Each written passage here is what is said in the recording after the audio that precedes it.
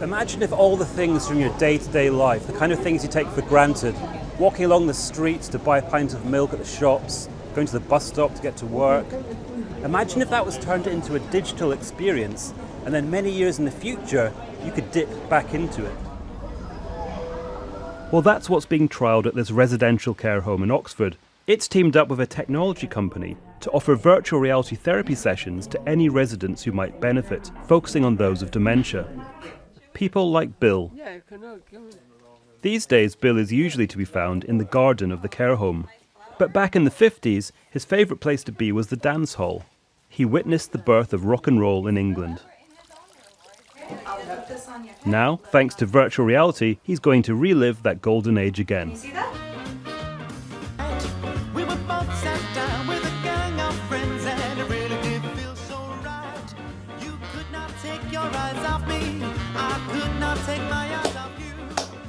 I seem far away. We said that chick is dating some dude.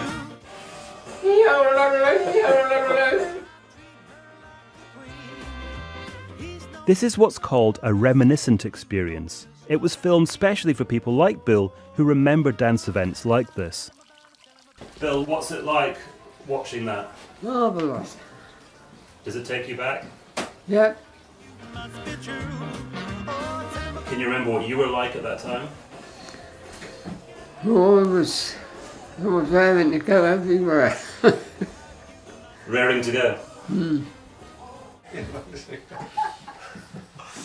Next, it's Betty's turn with the headset. She's getting a more personalised experience.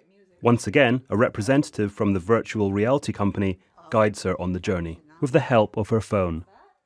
The team have identified significant places from Betty's early life and captured 360 footage for her to explore. That upstairs flat is where I started my married life. Really? 11 Barrydale was the address of that. That's exactly right. Yeah, so you remember. Yeah, oh, yeah. If Yeah. you turn your head, you can look around and down the street. Yep.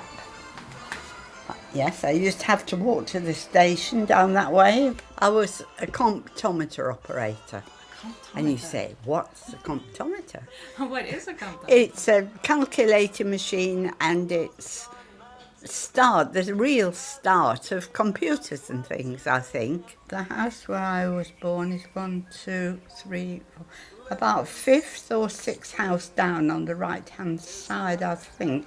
That's the church where I was married. Does that bring back memories of the day? Yes, I can remember what everybody was like.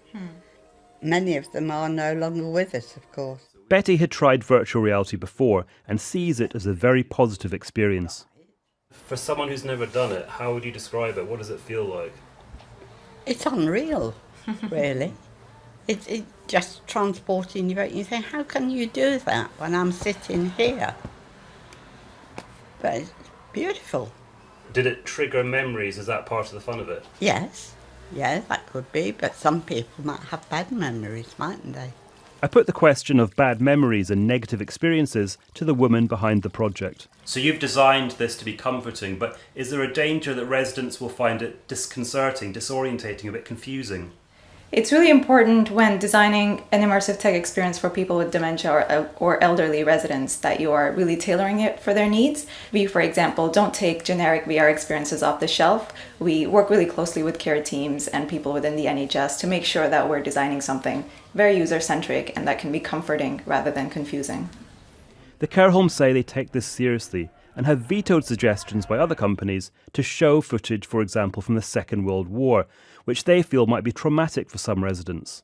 Very, very. Overall, this care home found that virtual reality therapy improved the cognitive and communication abilities of more than half of those with dementia who tried it, as well as improving their general well-being.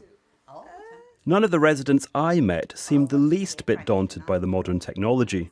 They did display a little of that natural human fear we all have when it comes to confronting the pain that exists in our memories, intertwined with the happiness. Though sometimes the happiness is simply irrepressible. That's right. Can I see another little one, Bill? Just a little high kick, there we are. Oh, whoa.